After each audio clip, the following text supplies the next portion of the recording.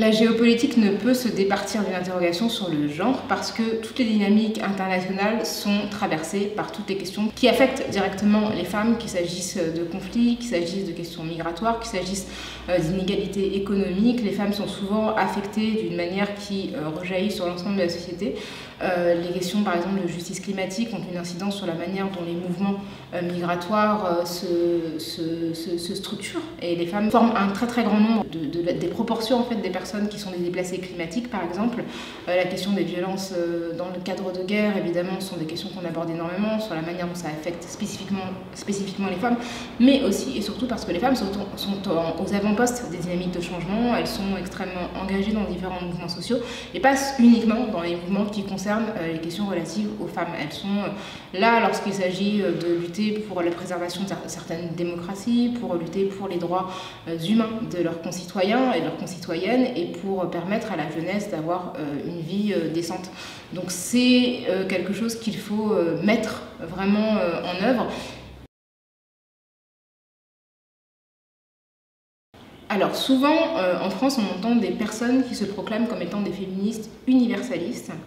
sans avoir l'humilité de reconnaître que quand on est un petit groupe de Françaises blanches, on ne peut pas avoir la prétention d'appréhender toutes les problématiques qui concernent toutes les femmes de France et du monde, quelles que soient leurs conditions sociales, économiques ou nationales. De ce fait, je pense qu'un féminisme universel, c'est un féminisme qui appréhende véritablement les femmes dans leur complexité. Il y a un outil qu'on appelle l'intersectionnalité qui permet d'étudier, d'aborder en fait la condition des femmes qui sont à la croisée de plusieurs oppressions. C'est-à-dire qu'une même femme peut être à la fois victime de sexisme, mais aussi de racisme, d'homophobie, de validisme, de classisme, donc de plusieurs problème et que sa condition ne peut pas être lue à l'aune seule du féminisme. L'intersectionnalité signifie que le féminisme doit s'attacher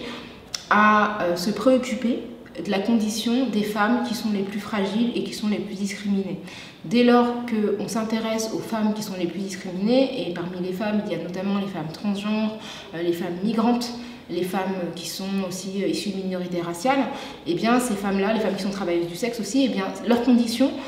si elle est au centre des préoccupations de toutes les femmes, cette amélioration de leurs conditions bénéficiera mécaniquement à la majorité.